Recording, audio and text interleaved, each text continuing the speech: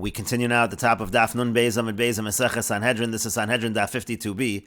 The Gemara continues with a statement of Rebbe Elazar. Rebbe Elazar says, "Lama Talmud Chacham Dome Lefnei Am Haaretz." How does an Am Haaretz see a Talmud Chacham? B'tchila, in the beginning, Dome Lekiton Shel Zav. In the beginning, the Talmud Chacham is to the Am Haaretz like a Kiton Shel Zav, like a golden goblet. Siper Haimenu, when he speaks with him, meaning he speaks with him about mundane issues, so then he goes down in his eyes. Dome Lekiton Shel Kesef. Now the Talmud Chacham to the Am Haaretz, the Talmud Chacham looks like a Kiton Shel Kesef, like a silver goblet.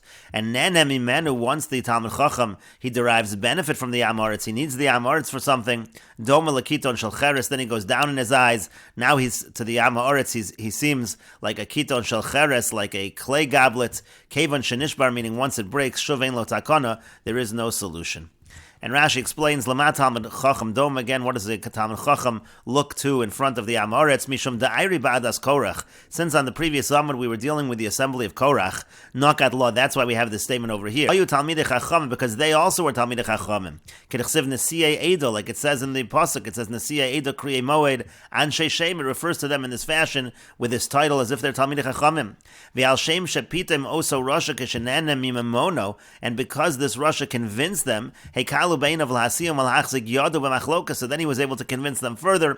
He allowed them to get from his money, and then he convinced them further to join in the machlokas v'limrod b'HaKadosh Baruch Hu, and to rebel against HaKadosh Baruch Hu. And Rashi continues, B'tchila ba'odo misnaig b'chvodo she'ein tzarech lo, when he still acts in his respectable manner that he doesn't need the Am Haaretz, hu yakar b'yeinav, so then the Am Haaretz considers him to be something valuable, but then again, nen nemimenu, then he goes down in value to the Am Haaretz. And the Gemara continues, Imrasa bastoli bas Kohen shezinsa havoi, Imrasa bastoli, she was the daughter of a Kohen and she committed adultery. Akvar Rav Chama bar Tuvia chavile zmuros v'sarfer, Rav Chama surrounded her with chavile zmuros, with bundles of branches, and burned her. That's how he executed her. Amar Rav Yosef said, Ta betarti, Rav Chama over here actually made two mistakes. Number one, Ta b'der Rav Masna, he made a mistake in Rav Masna on the previous Amar, who says that the proper way of the burning is not to burn the person, like burn the body with branches in that fashion, but again, you use hot lead, you pour down the throat. Betan, he also made a mistake, but Tanya in the following brisa, because it says in the pasuk, Uvasa la kohanim halavim v'la shofet asher yeh bayamim haheim, and we darshan from this pasuk that again you're going to come to the kohanim and the shofet, the judge. It means bisman sheyesh kohen, in a situation where there is a kohen. That's a way of saying where there is a Beis HaMikdash, where then there's a Sanhedrin, yesh mishpat. So then you have this kind of justice, then you have this kind of shofet, and you can have a death penalty. But Rav Chama lived after that, bisman she'ein kohen, in a time when there's no kohen, ein mishpat, you can't have those kinds of court cases. And Rashi explains, Rav Chama bedoros ha'achronim haya kasharo amoraim. Rav Chama lived in the later generations, like the other Amoraim. Ta b'der Rav Masna, he made a mistake in Rav Masna.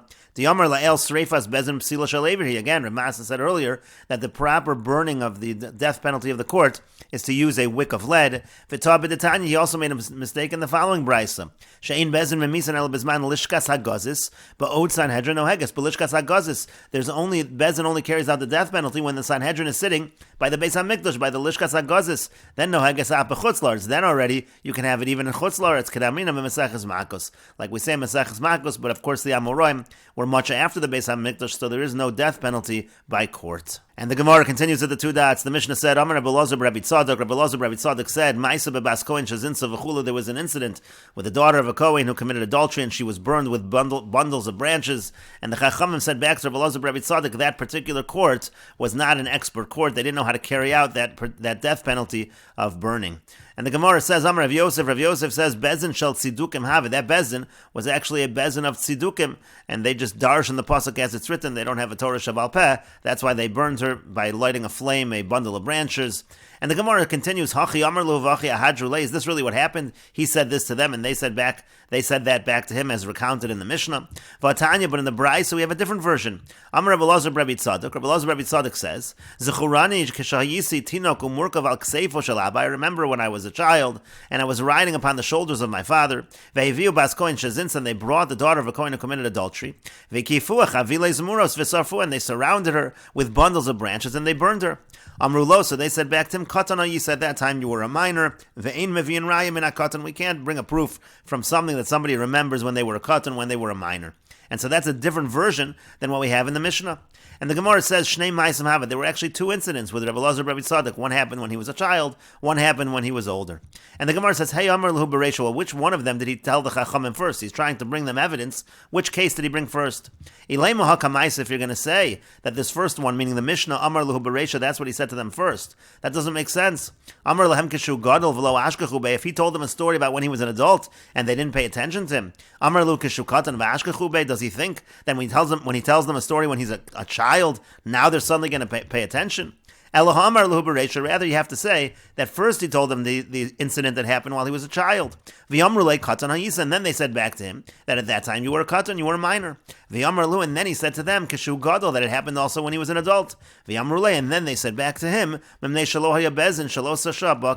bezin at that time was not an expert court. And the Gemara continues with the Mishnah, Mitzvahs HaNe'erogin. When it comes to the mitzvah of beheading, Hayumatizin es rosho b'sayif, they would cut off the person's head who was chayiv, the death penalty of sayif. They would cut it off with a sword, kederech shahamalchusos, in the same way that kings would do. And the Mishnah continues, Rabbi Yehuda says, nivel hulo, to kill him in that manner, that's degrading. Elamanichen es rosho al asad, and rather what they do is, they place his head on the chopping block, bekofitz, and then they cut off his head with a cleaver. Amrulo, so they said back to him, the Chachamim said back to Rabbi Yehuda, Ein misa menuvelus mizu, there's no death that's more degrading than that. And the Gemara says, Tanya, we learned in a brayso, Amar lehen Rabbi Yehuda lechachamim, Rabbi Yehuda said to the Chachamim, Afani yodea shemisa menuvelas, I also know that this is a degrading kind of death, to use a cleaver. Aval ma esa, but what should I do? Sharei Amr Torah, because the Torah says, Uvechukoseim lo seilechu, you can't follow the ways, the customs of the Gentiles, and they're the ones that use a sayif. When they do beheading, they're the ones that use a sword, and therefore we cannot do that. That's why I say that you do it with a kofitz, you do it with a cleaver. But the Gemara continues, V'Rabbanan, now the Rabbanan responds to Rabbi Yehuda, Kevan dechsiv sayif bo'raisa, since it says sword, that's what's written in the Torah, lo minayu kagamin, and we're not really learning it from the non-Jews, that's what we're getting it from the Torah. Tilo teimahachi, because if you don't say that, hadatanya, that which we learned in a brayso, sorfan al hamalachim, v'lo midarchei ha'amori, it says that we burn garments, let's say when kings die, and that's not considered darchei ha'amori, it's not following the ways of the Amori, the non-Jews, but heichi sarfinan, how could we burn? V'aksib, but isn't it written again, u'v'chukoseim lo seilechu, you can't follow in the laws and the customs of the non-Jews. Elakavan dechsiv sreifa bo'raisa, but the answer is, since it's written in the Torah sreifa, that's what it says. Dechsiv, because it's written in the pasuk in Yirmiyahu. It says uva misrafos avosecha v'gomer, talks about the burnings, again referring to burning, the burning of clothing as an expression of grief when a king dies. So lav minayu kagamrina, we're not learning it from them. We're not learning it from the non-Jews. That comes from this pasuk in Yirmiyahu. V'hachanami, so here also kavan dechsiv sayif bo'raisa, since it's written sword in the Torah, lav minayu kagamrin, and it's not considered that we're learning it from them. And Rashi explains, Sorfim ala malachim, we burn over the grief of the death of kings. Shemesu, meaning again, if the kings die, mitosan, then you burn their bed. Uklei tashmishan, and you burn their garments, their vessels. Ve'ein bohen misham darchei ha'amori, that's not considered darchei ha'amori. Ela misham dechsiv hach sreifa b'doraisa, it's because the pasuk says that. Shenemar b'tzidkiyo, that's what it says by tzidkiyo. B'shalom tamus, it says you're going to die in peace. Over misrafos avosecha, malachim rishonim ken yisrafu lach, just like they burned for your fathers who were kings, so too they will do the same for you. But the Gemara continues, V'hadatnan be'idach pirkin, but what about what we learned in the Mishnah in the other parak? It says later on, Elohein hanerag, and the following are killed by beheading, Harotseach, a murderer, Va'anshe ir hanidachas, and the people of an ir hanidachas, again a city where the inhabitants worshipped Avodah Zarah. B'shlama ir hanidachas ksibahu, now I understand by ir hanidachas, it's written by them, Lefi cherev, it says that it's going to be Lefi cherev, it's going to be by the sword. So we understand that the punishment is beheading by the sword. Elarotseach menolim, but when it comes to a murderer, where do we see that the punishment is hereg, it's beheading by the sword? And the Gemara says Tanya, because we learned in a brayso, nakom yinokem, it says you're going to take vengeance, you're going to avenge. Nekima zu eini yodea mao, I don't know what this nekima, what this vengeance is. Kishu omer, when it says in the pasuk vevesi aleichem cherev no kemis nekam bris, when it says in the pasuk in Sefer Vayikra that I'm going to bring the sword, and it also uses the language of nekama, haveomer nekima zub sayif, so we can say from there that nekima refers to sayif. And so again, when it comes to a murder as well, nakom yinokem, the punishment is going to be sayif, it's going to be beheading. But the Gemara continues, Ve'emo debar is le mivras. Maybe you can use a sword, but maybe you're supposed to pierce the person with the sword in order to kill him. The Gemara says, no, lefi cherev ksiv. It says lefi cherev, that's like by the edge of the sword. That indicates that it should be beheading.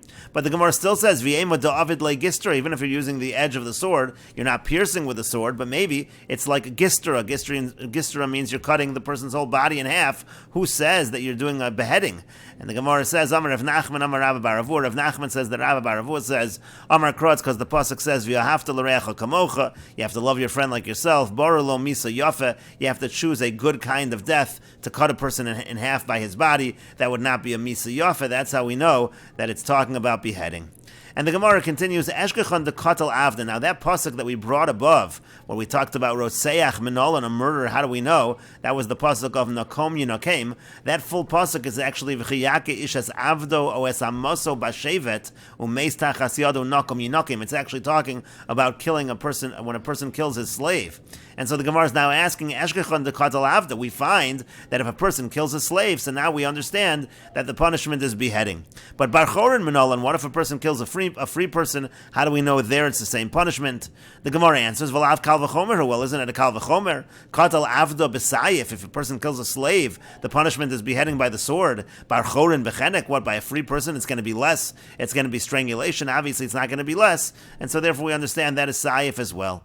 But the Gemara continues, now that works out according to the one who says that strangulation is more lenient than sayif, so you can make a kal v'chomer. If it's true by an eved, it's true by a free person. But according to the person who says, according to the one who says that strangulation is actually a stricter kind of death, so then what are we going to say? If that's the case, if chenek is chomer, maybe you do say that when it comes to a free person, the punishment is chenek. And so the Gemara says, nafkale, according to that man damar, he learns it out, midetanya, from the following brisa. It says a pasuk by Eglo Arufa, it says, v'atot tevar hadam hanaki mikarbecha, you're going to clear away the innocent blood from your midst. Again, by Eglo Arufa, that's talking about when we find a dead body on the road and we do the Eglo Arufa, we break the nape of the neck of the calf, of the egla.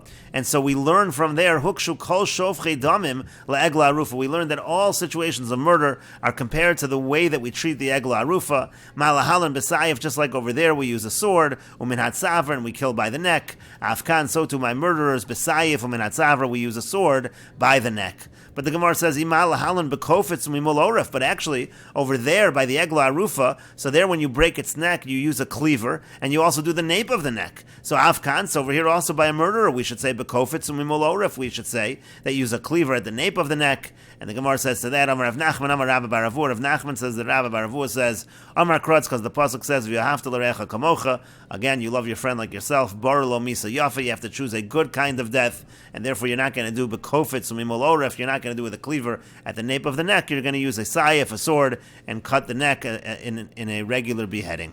And the Gemara continues with the Mishnah mitzvah Sanhedrin when it comes to the mitzvah of strangulation, the death penalty of strangulation. They submerge him in dung until his knees. Again,